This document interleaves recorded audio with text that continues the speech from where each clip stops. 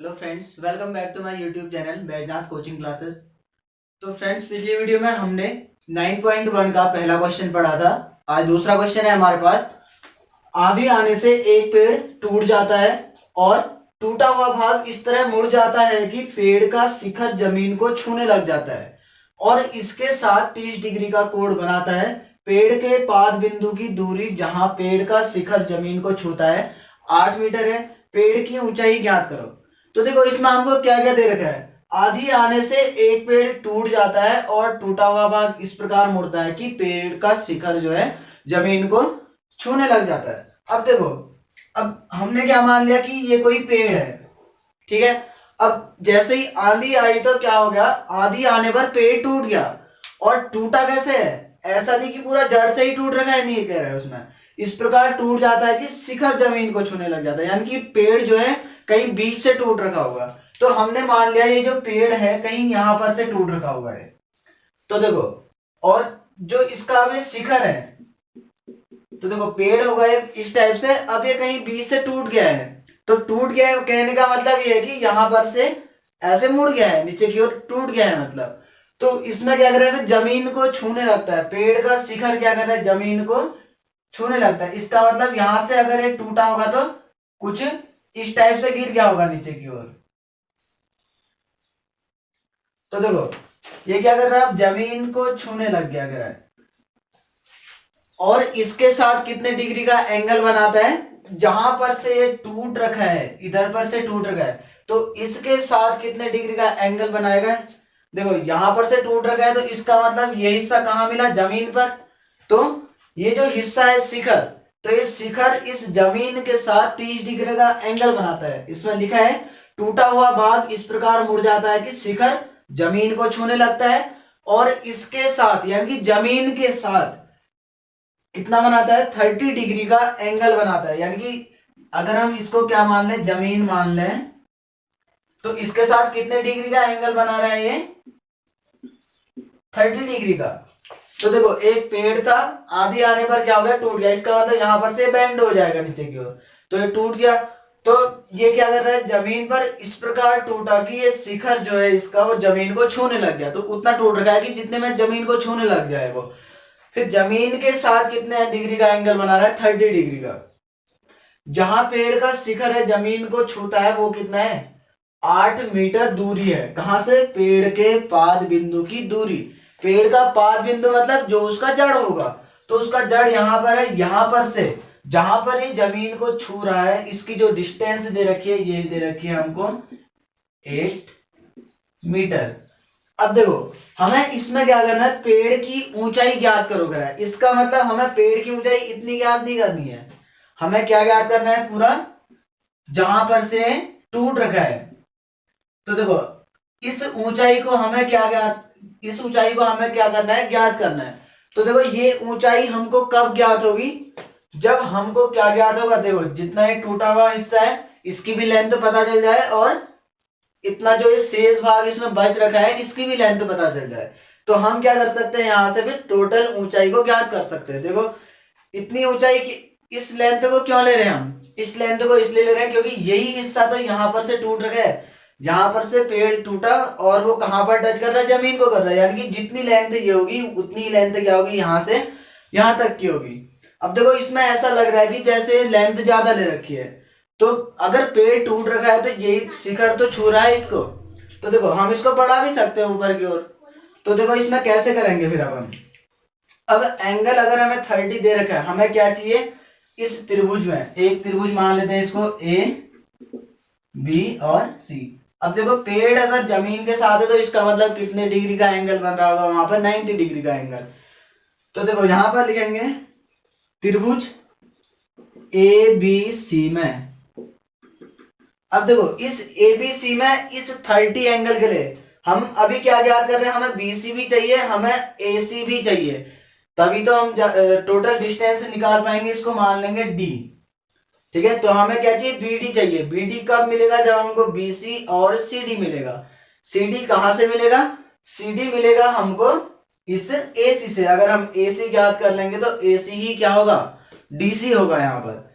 तो देखो, इसमें लिखेंगे त्रिभुज एबीसी में क्या आ जाएगा। अब देखो ये 30 एंगल दे रखा है, इसके लिए आधार दे रखा है। अब हमें क्या चाहिए, एक कर्ण चाहिए और एक इसमें लंब चाहिए। तो देखो क्या बताया था, एल ए एल के ए। तो देखो इसमें हमें क्या चाहिए, लंब और आधार। तो लंब और आधार का रिलेशन कौन से ट्रिग्नोमेट्री रेशियो से मिलता है, 10 से। यहां पर साइन होता है ये कॉस, ये 10, या फिर कॉट से मिल सकता है हमको। तो यहां पर क्या लिखेंगे, 10 कितना डिग्री दे रखा है हमको, 30। तो देखो इस 30 डिग्री के लिए ये लंब हो जाएगा बीसी और ए बी हो जाएगा आधार। तो क्या लिखेंगे, बीसी बट्टे ए बी। तो देखो ए बी का मान हमको यहां पर दे रखा है, बीसी हमको ज्ञात करना है। तो यहां पर देखो ये चीज आप लोगों को पिछले वीडियो में बता रखा है कि टेन थीटा बराबर क्या होता है, लंब बट्टे आधार। तो अगर आप लोगों ने वो वीडियो नहीं देखी है तो आप नीचे डिस्क्रिप्शन में जाकर उसका लिंक ले सकते हैं और वहां से उस वीडियो को देख सकते हैं। अब देखो टेन 30 की वैल्यू क्या होती है, यहाँ पर टेन 30 की वैल्यू होती है 1/√3। ये आप लोगों को ट्रिग्नोमेट्री टेबल में बता दिया गया है, उसका भी लिंक नीचे डिस्क्रिप्शन में दिया गया है, आप लोग वहां से देख सकते हैं वो वीडियो। तो देखो यहां से अब हम क्या करेंगे, इस 8 को इस साइड भेज देंगे तो क्या आ जाएगा, BC बराबर 8/√3। तो देखो ये वाली भुजा कितनी आ गई, फिर BC हमारे पास केवल यहां से यहां तक का 8/√3। तो देखो 8/√3 आ गया। अब हमको क्या चाहिए, AC। तो AC को हम दो टाइप से ज्ञात कर सकते हैं, एक तो इस ABC में पाइथागोरस थ्योरम लगा के ज्ञात कर सकते हैं, या फिर सीधे किससे, लंब का कर्ण के साथ रिलेशन लगा सकते हैं, या किसके साथ, आधार का कर्ण के साथ। तो अगर लंब का कर्ण के साथ रिलेशन लगाना है तो कौन सा रेशियो लेना होगा, साइन लेना होगा। आधार का कर्ण के साथ अगर हमको लगाना है तो उसके लिए या तो कॉस लेना होगा या सेक लेना होगा।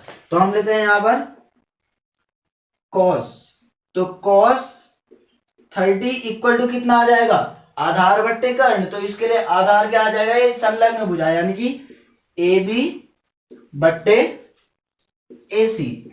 तो ए बी बट्टे ए सी कितना आ जाएगा हमारे पास, 8/AC हमको ज्ञात करना है। और cos 30 की जो वैल्यू होती है वो होती है √3/2।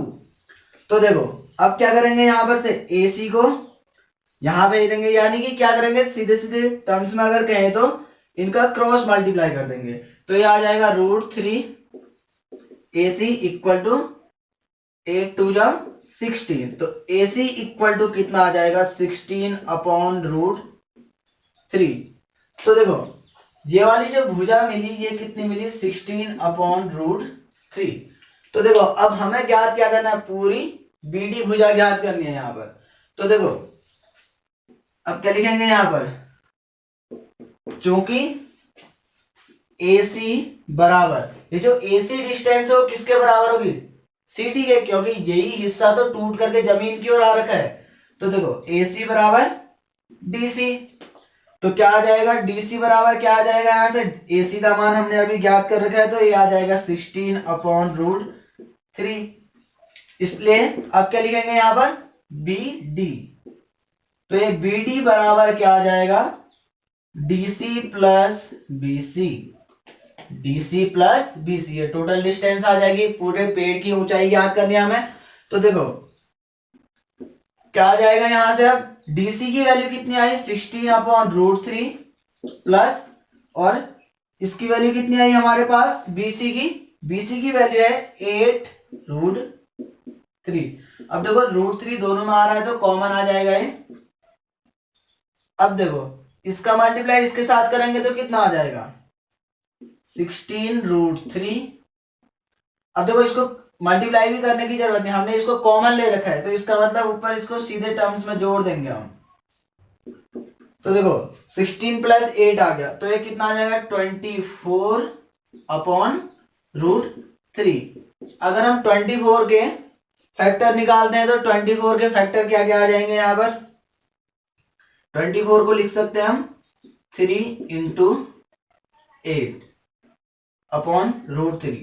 अब देखो आंसर तो इतने में भी आ सकता है, लेकिन थोड़ा सा और अगर हम बढ़ाना चाहें तो उसको बढ़ा सकते हैं। तो इस 3 को क्या लिख सकते हैं हम, √3 इंटू √3 इंटू 8 अपॉन पे √3। देखो √3 के साथ मल्टीप्लाई करेंगे तो कितना आ जाएगा, 3 आएगा। तो हमने 3 को क्या लिख दिया, √3 इंटू √3। तो 3 से 3 कैंसिल हो गया। तो हमारे पास यहाँ पर बी डी बराबर कितना आया, फिर बी डी बराबर आया 8√3। तो यानी कि ये जो टोटल डिस्टेंस है ये कितनी आई, 8√3। कितनी डिस्टेंस आई, 8/√3। तो ये टोटल कितनी आई यहां से यहां तक का, ये जो डिस्टेंस आई 8√3 आई। तो इस प्रकार से हम क्या करेंगे, इस क्वेश्चन को बनाएंगे। तो देखो इसमें बस समझना क्या है हमको, इसमें यह समझना कि अगर पेड़ टूटा हुआ कह रहा है तो इसका मतलब टूटा हुआ भाग कह रहा है। देखो भाग मतलब इसका मतलब यह है कि पेड़ 2 हिस्से में टूट रखा है। तो हमने बीच के हिस्से से ले लिया, पेड़ अगर टूट गया तो वो क्या कर रहा है, इस प्रकार टूटा हुआ कि जमीन को छू रहा है। तो इसका मतलब यहां से क्या है, सीधे टूटते हुए जमीन को छू रहा है, और जमीन के साथ कितने का एंगल बनाया इसने, 30 का। तो यानी कि जो है एसी एंगल है वो डीसी एंगल के बराबर ही तो होगा, यानी कि यही हिस्सा तो टूट करके यहाँ की ओर आ रहा है। तो ये दोनों डिस्टेंस बराबर होंगी। तो डीसी ज्ञात करेंगे, अगर हम एसी ज्ञात करेंगे तो वो डीसी हो जाएगा, और बीसी को हम यहाँ से ज्ञात कर सकते हैं tan 30 वाला फॉर्मूला लगा के। तो इस प्रकार से ये क्वेश्चन पूरा हुआ।